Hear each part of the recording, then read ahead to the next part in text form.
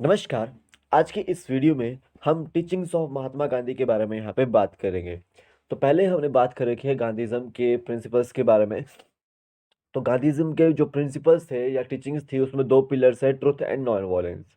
और सत्याग्रह के ऊपर यहाँ पे बात होती है, यानी कि सत्य से आग्रह के ऊपर यहाँ पे बात होती है। ट्रुथ रिक्वेस्ट के बारे में यहाँ पे बात होती है। और ये संस्कृत वर्ड था और गांधी जी बोलते हैं कि truth is the more powerful than any weapon in the world. जो है वो सबसे जो है पावरफुल क्या है, वो ट्रुथ है। और ट्रुथ से बड़ा कोई भी भगवान नहीं है, ये भी आपका जो गांधी जी ने जो है बोला था। दूसरा, यहाँ पे इन्होंने नॉन वायलेंस की बात करी थी। नॉन वायलेंस यानी कि अहिंसा की बात करी थी। अगर हम कभी प्रोटेस्ट अपना जो है नॉन वायलेंस तरीके से करते हैं तो हमें कोई जो है वो कुछ नहीं बोल पाएगा, क्योंकि किसी के पास जो है वो बोलने के लिए सबूत नहीं होगा। और हम जो हमारा लक्ष्य है उसको हम इजीली जो है वो पा लेंगे।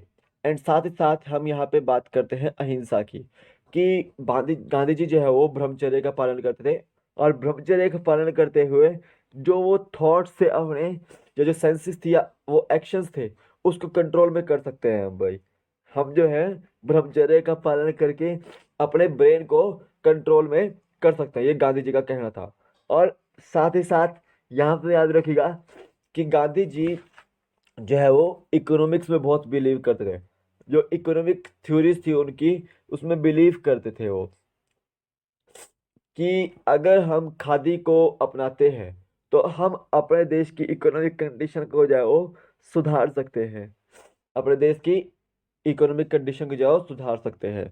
तो आज हम उससे आगे बात करेंगे थोड़ा सा। तो आइए चलिए वीडियो को शुरू करते हैं। तो प्रिंसिपल्स ऑफ जो आपके महात्मा गांधी है या टीचिंग्स ऑफ महात्मा गांधी है, उसके अगर आप नोट्स चाहते हैं तो आपको जो है वो Shubham GK trick application download करनी पड़ेगी। लिंक उसका डिस्क्रिप्शन बॉक्स में डाला हुआ है, नहीं तो प्ले स्टोर से भी आप डाउनलोड कर सकते हैं, आपको मिल जाएगी। एंड आपको स्टोर सेक्शन में जाना है, ओपन करके स्टोर सेक्शन में आपको जो है प्रिंसिपल्स ऑफ गांधी, महात्मा गांधी और मॉडर्न इंडिया हिस्ट्री के जो है नोट्स आपको मिल जाएंगे। तो आप उसको जो है परचेज कर सकते हैं। काफ़ी लाभदायक रहेंगे आपको, ये काफ़ी जो है आपको इंपॉर्टेंट रहेंगे। ये यहाँ से आपको क्वेश्चन आपको देखने को मिल सकता है कहीं ना कहीं एग्जाम में। इस वीडियो को आप अंत तक देखिएगा, आपको जो है बहुत कुछ सीखने को मिलेगा यहाँ पे। एंड लाइव सेशन में भी आप जुड़ सकते हैं मेरे साथ शाम को 5 बजे शुभम जीके ट्रिक एप्लीकेशन के अंदर। मैं अभी वहाँ पे मॉडर्न हिस्ट्री करा रहा हूँ, तो आप उसमें जुड़ सकते हैं मेरे साथ लाइव सेशन में। और Shubham GK trick Telegram channel को भी ज्वाइन कीजिएगा। यहाँ पे मैं जो भी पीडीएफ होती है वो शेयर कर देता हूँ, जो भी नोटिफिकेशन होती है वो आपकी शेयर कर देता हूँ यहाँ पे मैं। तो आप इसको जो है ज्वाइन कर लीजिएगा। तो आगे चलते हैं हम। देखो, अब गांधी जी क्या बोलते हैं। गांधी जी जो है वो खादी और चरखा को जो है वो अपनाने के लिए यहाँ पे बोलते हैं, क्योंकि खादी और चरखा जो है हमारा इकोनॉमिक थ्योरी के ऊपर बेस्ड रहता है।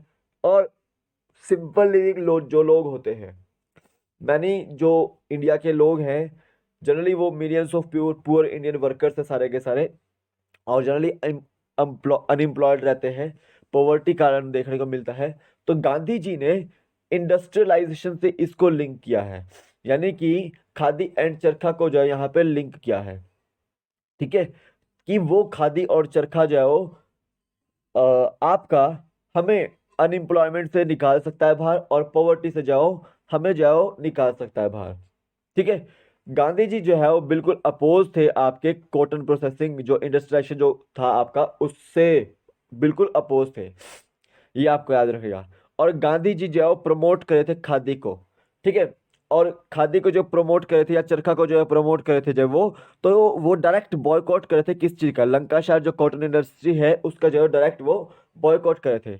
और वो इंडियन नेशनल कांग्रेस को भी जो है ये बोल रहे थे कि कुछ मेंबर्स, आपके सारे के सारे मेंबर्स जाओ कुछ टाइम जाओ चरखा के ऊपर जाओ होम स्पन करें, यानी कि आप जाओ चरखा जाओ चलाएं, यानी कि स्पिनिंग व्हील को जाओ चलाएं और उससे कॉटन जाओ अपना घर का जो है सूत जाओ तैयार करें। ठीक है, तो खादी एंड चरखा को जाओ महात्मा गांधी जो प्रमोट कर रहे थे किस चीज के लिए, कॉटन प्रोडक्शन के लिए, कॉटन प्रोसेसिंग के लिए, ताकि हम ब्रिटेन की कॉटन जो है वो प्रोसेसिंग को फेल कर सके और पॉवर्टी से अपने इंडियंस को बाहर निकाल सके, अनएम्प्लॉयमेंट से अपने इंडियंस को जो है वो बाहर निकाल सके। और उसके उनके जो लिविंग में सुधार कर सकें, ठीक है, जीवन में जो है सुधार कर सके। तो इसलिए गांधी जी जो है खादी और चरखा को जो है अपनाते हैं। और याद रखेंगे कि जो 1929 में फ्लैग होस्ट हुआ था आपका लाहौर सेशन के बाद, तो वहां पे अशोक चक्र की जगह चरखा वहां पर था बीच में, ठीक है, ये आपको याद रखना है। नेक्स्ट देखिए, महात्मा गांधी की जो है आगे फास्टिंग्स की बात आती है। फास्टिंग्स में जब कोई भी स्ट्राइक होती थी महात्मा गांधी जी की, तो उसमें वो फास्टिंग जरूर करते थे। तो फास्टिंग क्यों करते थे, इसका रीजन ये है कि फास्टिंग से हम अपने जो ब्रेन है, जो ब्रेन है उसको कंट्रोल कर सकते हैं, अपने अपने जो मेंटल कंट्रोल, मेंटल को जो है वो कंट्रोल कर सकते हैं, यानी कि ब्रेन को जो है हम यहाँ पे कंट्रोल कर सकते हैं, ठीक है, ये आपको याद रखना है। गांधी जी जो है वो अपोज थे किससे, मीट के, अल्कोहल के जो स्टिमुलेंट्स होते हैं या सॉल्ट के या फिर मोस्ट स्पाइसेस होती है उसके जो अपोज करते थे वो, ठीक है। और कुछ डिफरेंट टाइप्स ऑफ कुकिंग जो है वो जैसे फूड लोग खाते हैं उसको भी जो है वो गांधी जी अपोज करते थे, एलिमिनेट करते थे अपनी लाइफ में। तो मतलब क्या है कि गांधी जी जो है वो सबसे पहले तो फास्टिंग को कर रहे हैं, ठीक है, प्रमोट कर रहे हैं, ताकि हम अपने जो मेंटल वेलबींग है उसको कंट्रोल कर सके, ब्रेन को कंट्रोल कर सके, ठीक है। और याद रखें कि गांधी जी जो है वो किसके अपोज हैं, मीट के अपोज हैं, और अल्कोहल के अपोज हैं, स्टिमुलेंट जितने भी लेते हैं वो अपोज, उनके अपोज है, सॉल्ट के अपोज हैं वो, और मोस्ट स्पाइसेस के जो है वो अपोज करते थे वो, ठीक है। और गांधी जी जो है वो एलिमिनेट करते थे different types of cooking of food, उसको जो है वो अपोज करते थे, ठीक है, याद रखो।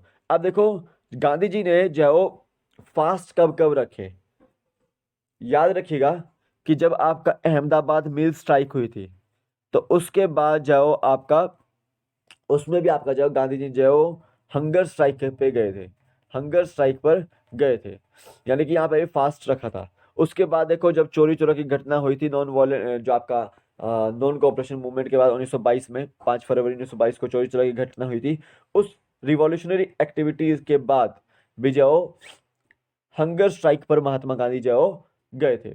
याद रखिए जिस समय 1932 में कम्युनल आपके जो है वो अ, एक तरह से जब सेपरेट इलेक्टोरेट्स की बात हो रही थी अनटचेबल्स हिंदूज के बीच में, तो हिंदू पीपल को यहाँ पे जो है पॉलिटिकली डिवाइड करने की बात हुई थी, तो उसके बाद भी जो आपका महात्मा गांधी जो है फास्टिंग करने लगे थे, ठीक है। और याद रखो जब 1947 में देश आजाद आजाद हो रहा था, तो हिंदू और मुस्लिम्स के बीच में जो दंगे देखने को मिले थे बंगाल और दिल्ली में, तो उसके बाद भी जो आपका महात्मा गांधी जो हंगर स्ट्राइक पे गए थे, ठीक है। ऐसे कईयों बार कईयों बार जो थे वो महात्मा गांधी हंगर स्ट्राइक पे गए थे। तो फास्टिंग एक उनका इम्पोर्टेंट टूल था कि हम इससे जो अपने मेंटल और ब्रेन को जो कंट्रोल कर सकते हैं, और जो वायलेंस है उसको जो रिमूव कर सकते हैं नॉन वायलेंस में, ठीक है, रिप्लेस कर सकते हैं नॉन वायलेंस में, ये आपको याद रखना है। नेक्स्ट देखिए, धर्म की बात आती है यहाँ पे, रिलीजन की बात आती है। तो गांधी जी जो है वो जनरली बिलीव करते थे हिंदुइज्म में, और क्योंकि उनका जो है वो बिलीफ किस में था, वो आपका हिंदुइज्म में बिलीफ ही था, ठीक है। और याद रखो भगवत गीता को जो है वो पढ़ते थे, याद रखिएगा भगवत गीता को जो है वो पढ़ते थे।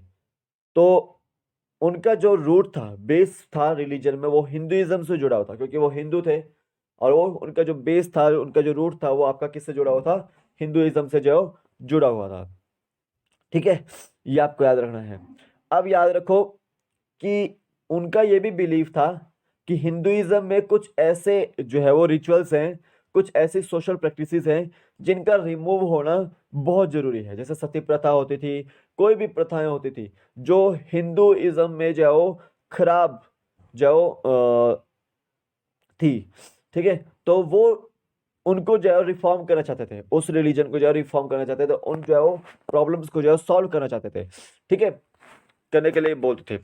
और ये भी बोलते थे कि he said yes I am also a Christian, a Muslim, a Buddhist and अ ज्यू।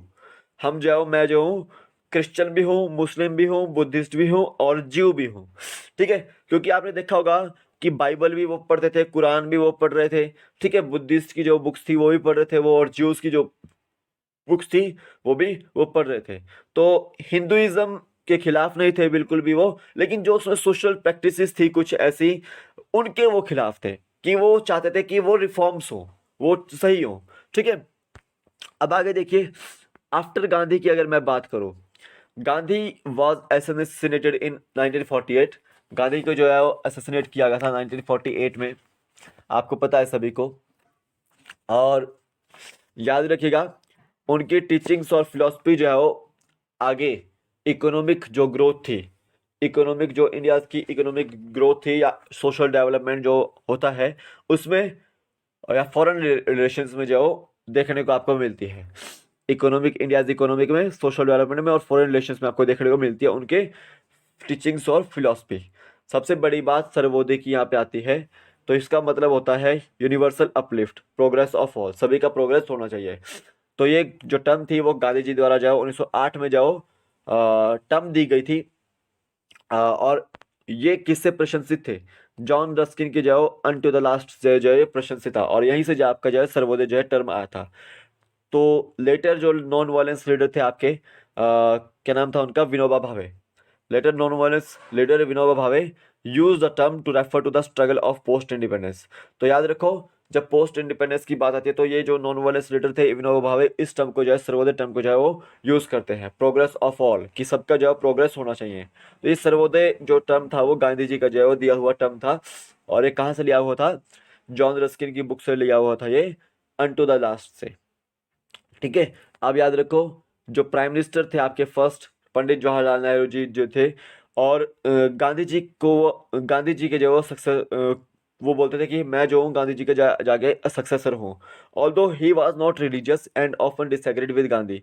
ठीक है, he was however deeply influenced by Gandhi personally as well as politically।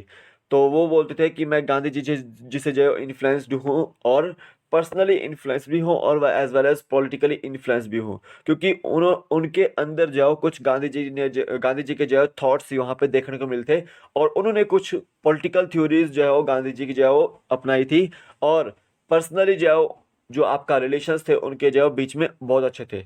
ये आपको याद रखना है। अब याद रखिएगा कि गांधी जी जो है वो किस किस से इंस्पायर थे, और कौन कौन उनसे जो इंस्पायर्ड हुआ। याद रखिएगा कि जैसे लियो टॉल्स्टॉय थे आपके, लियो टॉल्स्टॉय थे, उनसे जो गांधी जी जो इंस्पायर थे।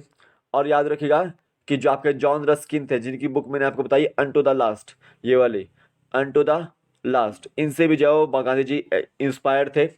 और याद रखिएगा कि भगवत गीता से जो इंस्पायर थे। और याद रखिएगा कि आपका जो बाइबल थी उससे वो इंस्पायर थे। ठीक है, तो इसको याद रखना कि किस किस से गांधी जी ने इंस्पिरेशन ली।